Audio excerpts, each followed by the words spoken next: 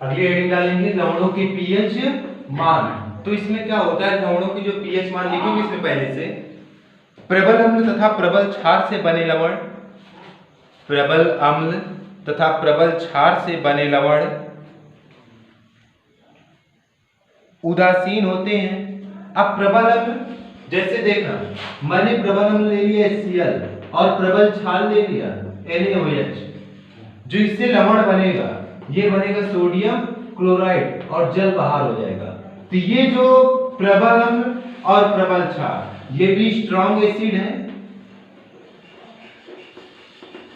और ये strong base है। से जो बना लवण होगा ये क्या होगा, उदासीन होगा। जब उदासीन होगा तो इसका पीएच मान कितना आएगा, 7। इसका पीएच मान कितना आएगा, 7। लिखेंगे इसमें प्रबल अम्ल तथा प्रबल क्षार से बने लवण उदासीन होते हैं तथा इनका पीएच मान 7 होता है।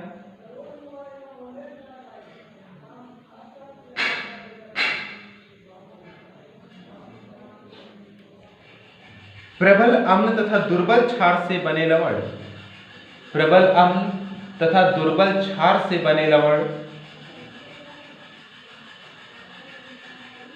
अम्लीय होते हैं, अम्लीय होते हैं। इनका पीएच मान 7 से कम होता है। प्रबल अम्ल तथा दुर्बल क्षार से बने लवण, प्रबल अम्ल क्या है HCl, दुर्बल क्षार क्या है NH4OH अमोनियम हाइड्रोक्साइड, ठीक है, से बना लवण क्या बनेगा, अमोनियम क्लोराइड बनेगा और H2O। तो ये जो इसका ये किस नेचर का होगा, एसिडिक नेचर का, अर्थात इसकी प्रकृति कैसी होगी, अम्लीय, है ना। NH4Cl बनाएगा और H2O बाहर हो जाएगा। तो इसका जो पीएच मान होगा वो क्या आएगा, 7 से कम आएगा। तो ये इसकी प्रकृति कैसी होगी, अम्लीय। तो प्रबल अम्ल तथा दुर्बल क्षार से बने लवण, लवणों का पीएच मान 7 से कम होता है, पीएच मान 7 से कम होता है, तो ये क्या कहलाएंगे, अम्लीय।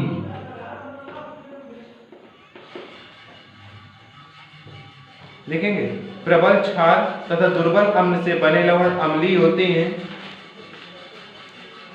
इनका पीएच मान 7 से कम होता है।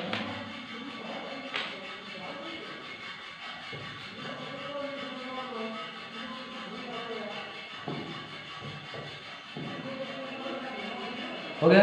नीचे लिखेंगे प्रबल क्षार तथा दुर्बल अम्ल से बने लवण,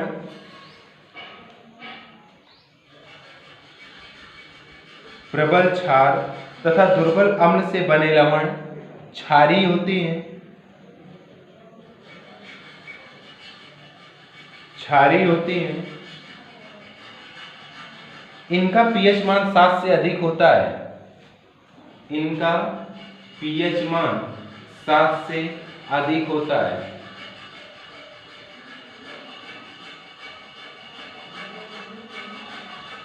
अब क्या कर रहा है, प्रबल क्षार तथा दुर्बल अम्ल से बना हुआ है ना, प्रबल क्षार और दुर्बल अम्ल। हमने प्रबल क्षार ले लिया NaOH और दुर्बल अम्ल ले लिया,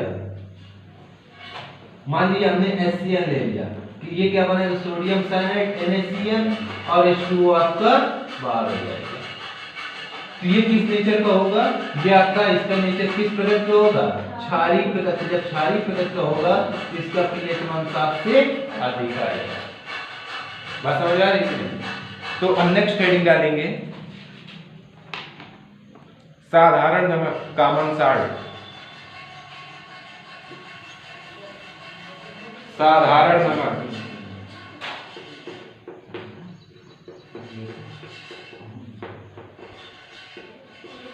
कॉमन साल्ट।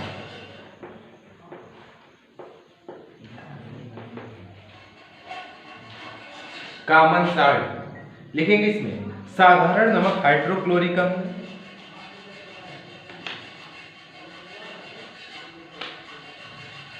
तथा सोडियम हाइड्रोक्साइड विलयन के संयोग द्वारा बनता है।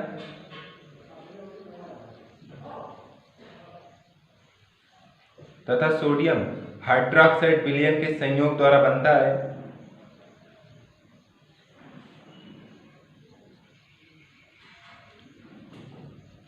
इसलिए इसे सोडियम क्लोराइड भी कहते हैं। इसलिए इसे सोडियम क्लोराइड भी HCl प्लस NaOH से क्या बनेगा, Na, इसलिए इसे सोडियम क्लोराइड भी कहते हैं। इस प्रक्रिया को क्लोर क्षार प्रक्रिया कहते हैं। इस प्रक्रिया को क्लोर क्षार प्रक्रिया कहते हैं।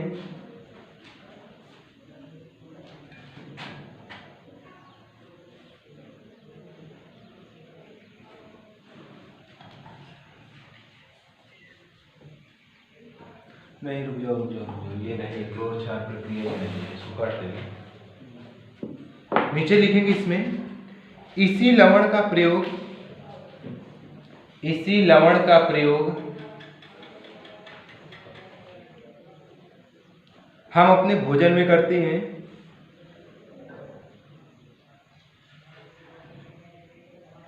अगली हेडिंग डालेंगे सोडियम क्लोराइड के उपयोग, सोडियम क्लोराइड के उपयोग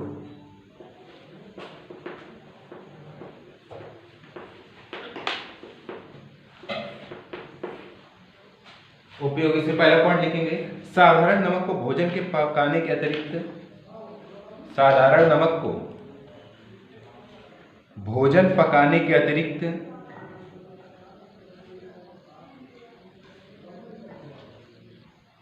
परिरक्षक के रूप में, अतिरिक्त परिरक्षक के रूप में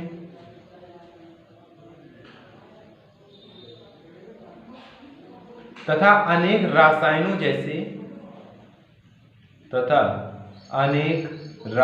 जैसे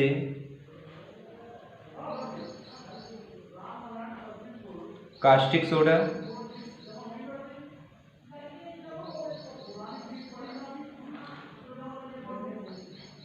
सोडा, बेकिंग सोडा,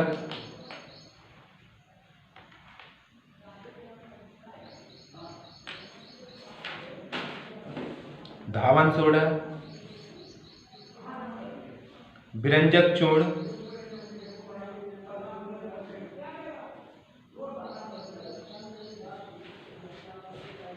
आदि के निर्माण में किया जाता है, उपयोग करते हैं।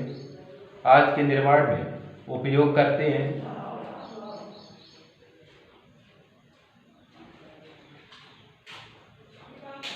दूसरा पॉइंट लिखेंगे उन देशों में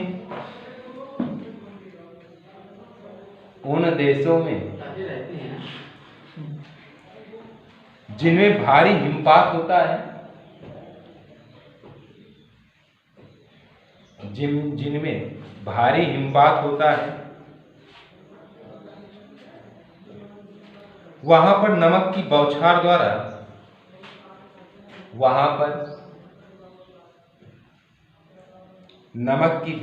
द्वारा, सड़कों को साफ कर देते हैं।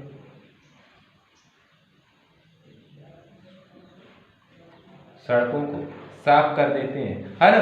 अगर बर्फ में नमक डालते हैं तो बर्फ का हिमांक कम हो जाता है। जब बर्फ का हिमांक कम हो जाता है तो बर्फ क्या होने लगती है, पिघलने लगती है ना। जहाँ बर्फबारी अधिक होती है तो वहां किसका छिड़काव किया जाता है, नमक का छिड़काव किया जाता है। नमक का घोल बना के छिड़काव किया जाता है। यह क्या करता है कि जो बर्फ के हिमांक को कम कर देता है। बर्फ का हिमांक कम हो जाता है तो बर्फ अपने आप पिघलने लगती है।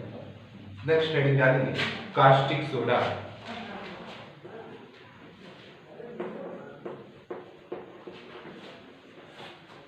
कास्टिक सोडा, सोडियम हाइड्रोक्साइड बोलते हैं इसको।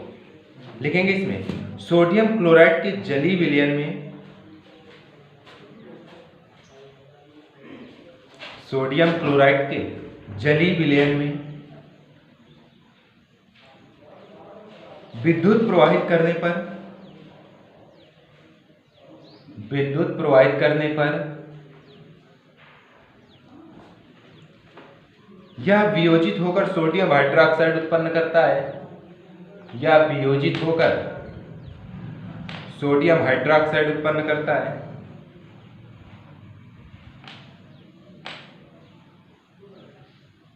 इस प्रक्रिया को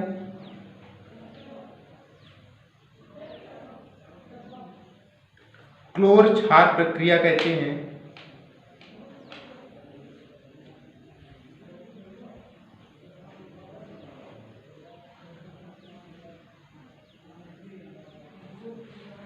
क्लोर क्षार प्रक्रिया कहते हैं।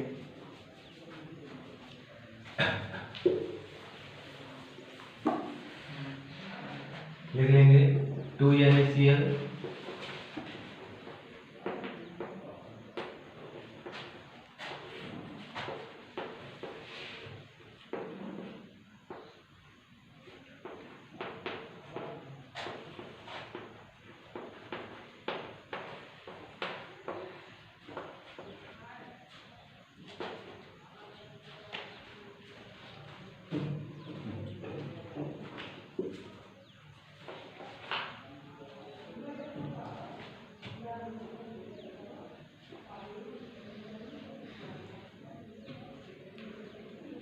हो गया। नीचे लिखेंगे इस प्रक्रिया में क्लोरीन गैस एनोड पर मुक्त होती है। इस प्रक्रिया में क्लोरीन गैस एनोड पर मुक्त होती है।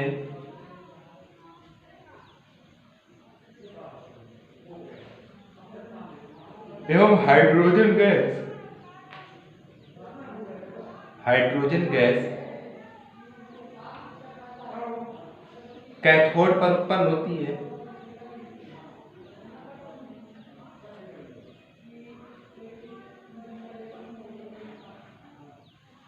एवं कैथोड पर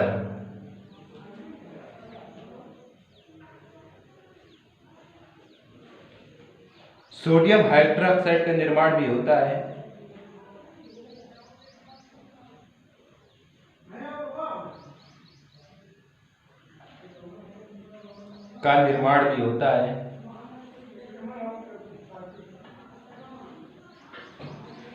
हेडिंग डालो कास्टिक सोडा के उपयोग।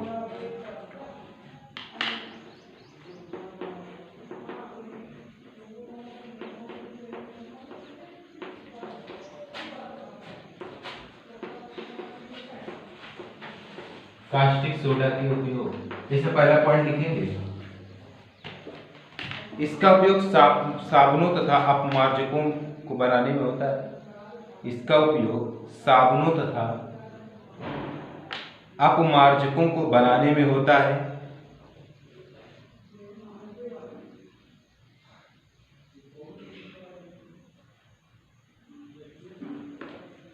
दूसरा पॉइंट लिखेंगे कृत्रिम वस्त्र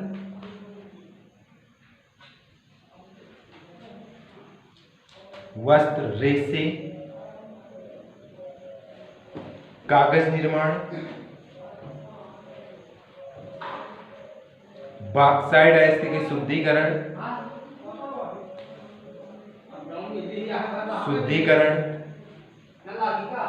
तेल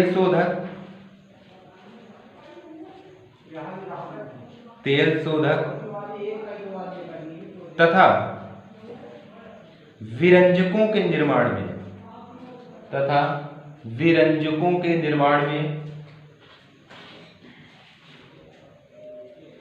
नेक्स्ट हेडिंग डालेंगे विरंजक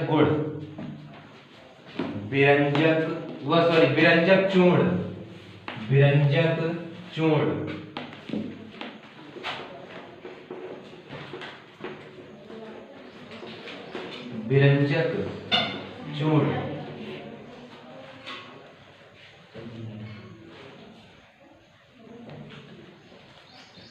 इसमें लिखेंगे, इसका रासायनिक नाम लिख लीजिए कैल्शियम क्लोरो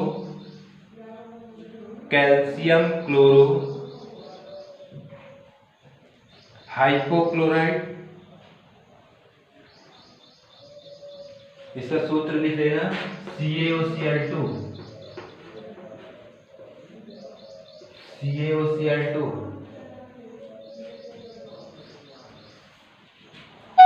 हेडिंग डालो निर्माण की विधियां।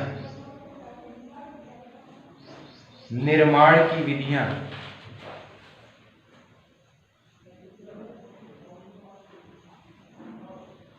निर्माण की विधियां लिखो इसमें। विरंजक चूर्ण का निर्माण, विरंजक चूर्ण का निर्माण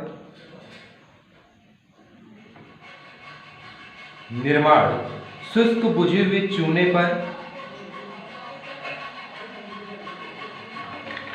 शुष्क बुझे हुए चूने पर क्लोरीन की क्रिया द्वारा किया जाता है। क्लोरीन की क्रिया द्वारा किया जाता है।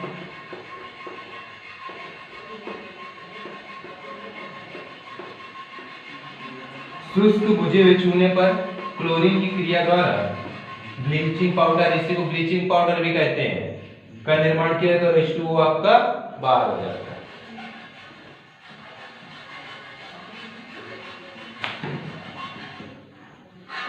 हेडिंग डालेंगे भौतिक गुण, भौतिक गुण, भौतिक गुण।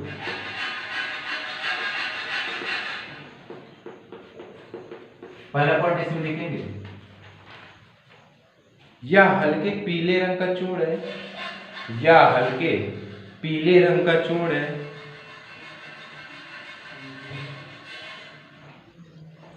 दूसरा लिखेंगे, यह जल में अल्प विलेय है, यह जल में अल्प विलेय है।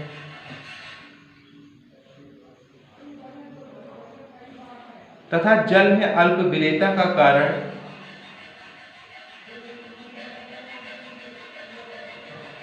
तथा जल में अल्प विलेयता का कारण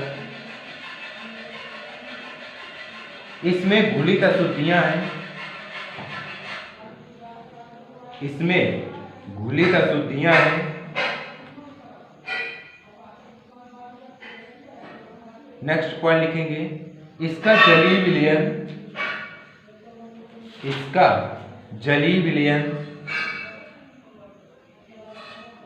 दूधिया होता है,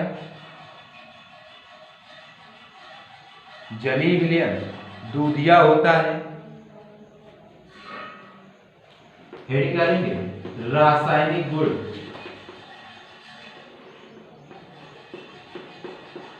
रासायनिक गुण।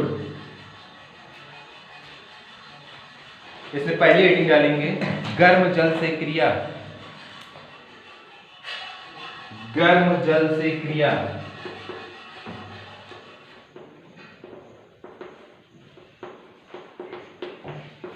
इसको नेक्स्ट क्लास में करेंगे।